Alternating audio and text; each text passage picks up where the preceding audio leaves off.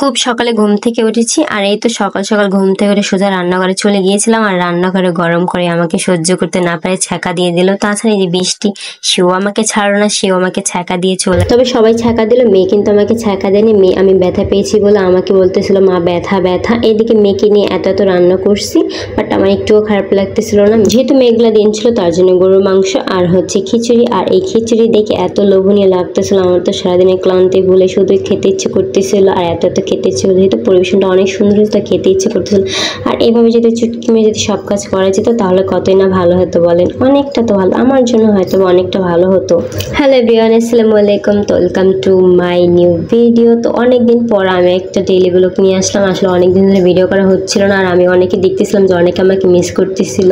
তো সবাইকে thank you so much আমাকে মিস করার জন্য। তো আজকে আমি সকাল সকাল কেন বললাম জানো, আমার কাছে তো সকাল সকালই, কারণ অন্যান্য দিন আমার প্রত্যেকটা দিন সকাল 6টা কিংবা 7টা বাজে আমার উঠতে হয়। যেহেতু দুপুরে লাঞ্চটা আমার সকালে রান্না করতে, এই জন্য আমার সকাল সকালে উঠতে হয়। তো যেহেতু এখন ছুটির দিন এই জন্য আমি একটু ঘুমিয়ে থাকি আর দেরি করে উঠি। ফলে রান্না করার প্যারা থাকে না, তাই যখন মন চায় তখন উঠি, কোনো রকম নাস্তাটা বানিয়ে ফেলি। আজকে যেহেতু গরু মাংস রাত্রেবেলা রান্না করা ছিল তার জন্য আমি সকালে কিছু রুটি বানিয়েছিলাম। আর ওখানে বানাতে গিয়ে আমার তো একটা একটা দুর্ঘটনা ঘটে যায়। হাতটা একটু ছ্যাঁকা লেগে যায় যখন আমি তরকারিটা গরম করতে গেছিলাম। ছ্যাঁকা লাগে আর একটু ছ্যাঁকা লেগেতে পুরো একেবারে আমার হাতটা পুড়ে যায়। তো সাথে সাথে আমি একটু পেস্ট দিয়ে নিয়েছিলাম, যেহেতু ঘরে মলম ছিল না। এদিকে আফি তো আমাকে দেখে বলতেছিল মা তুমি ব্যথা ব্যথা।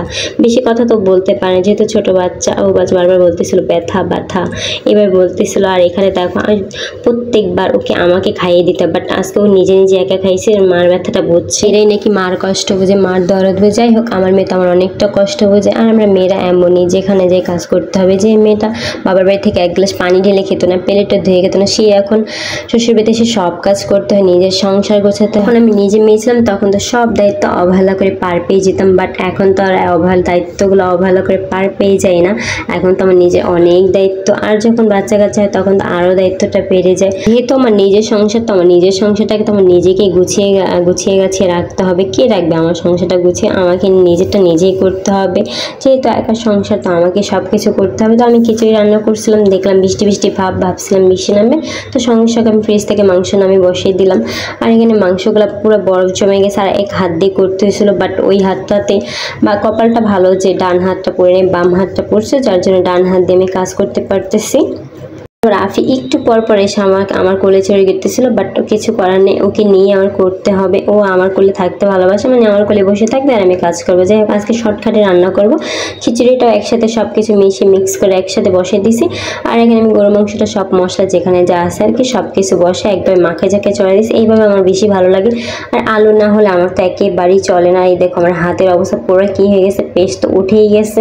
যাই হোক, হাতে অনেক ব্যথা পেয়েছে, হাতের অবস্থা পুরো 12টা বেজে গেছিল, হাতে তো পুরো ফুসকা পড়ে গেছিলো কেমন জানি। যাই হোক, আমি যেহেতু সাথে সাথে পেঁচ দিয়েছি আর ঠান্ডা পেয়েছি, ততটা ফুসকা পানি হালকা হালকা পড়ছিল। আর আমার চুলার পাটটা পুরো তেল চিটচিট হয়ে, যেহেতু উপরে ফ্যানটা নষ্ট, এর জন্য কোথাও বাইরে যেতে পারে না, বাতাসটা টেনে নিয়ে যেতে পারে না, ওখানেই থাকে আর তেল চিটচিট হয়ে যায় প্রত্যেকটা দিন। এটাকে আমার ভালোভাবে পরিষ্কার করতে হবে। তো আমি এটাকে পরিষ্কার করে নিতেছিলাম। আর এদিকে আমার রান্না বান্না প্রায় টান হয়ে গেছিলো। তো আমি এবার রুমগুলোকে পুরোপুরিভাবে ক্লিন করে নিব সবগুলো। আমার তো রুমটা ক্লিন হয়ে গেল। এই যে আমার জান বাচ্চা ছোট্ট পাখি ওখানে দাঁড়াইছে, দাঁড়িয়ে হাসতেছে যে আমি ভিডিও করতেছি। তো আমার সব কাজ রেডি হয়ে গেছে, দেন আমরা এখন খাবারটা খেয়ে নেব। আর এই যে আমি এত সুন্দর করে পরিবেশন করছি, আর খাবার যেমনই হোক, বাট পরিবেশনটা সুন্দর হলে অনেকটা ভালো লাগে। আর আমারটা দেখে উনিও করতেছিল।